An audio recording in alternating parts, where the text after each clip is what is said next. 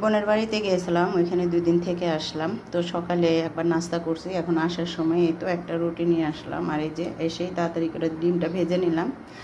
আর এই যে চা বানাবো, তো পানি গরম করা অবস্থায় চাটা দিলে আমার কাছে ভালো লাগে না। তো আমি চা আর দুধ একসাথে মিক্স করে তারপরে দেই।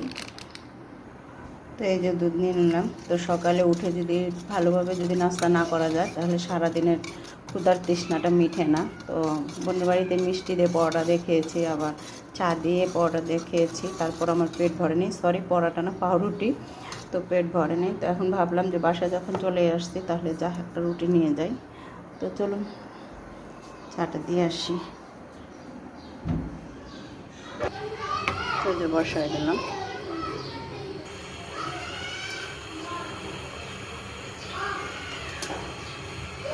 কাঁচামরিচ নিয়েছি পরোটা দিয়ে খাবো। তো সকালে আবার কাঁচামরিচ দিয়ে পরোটা খেতে আর ডিম ভাজা দিয়ে খেতে আমার কাছে ভীষণ ভালো লাগে। তো এই জন্য এখন ধুয়ে নিব।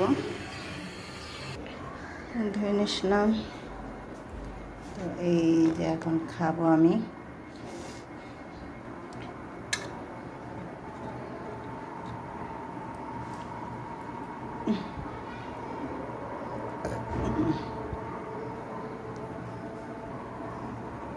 তো এখন বাজে দুপুর 12টা কিংবা 1টা, সম্ভবত 1টাই বাজে। যাই হোক, 1টা বাজে আমি নাস্তাটা করতেছি, গরিবের নাস্তা। ভাত খাবো কখন জানি না, তবে নাস্তা খেয়ে নিই আগে।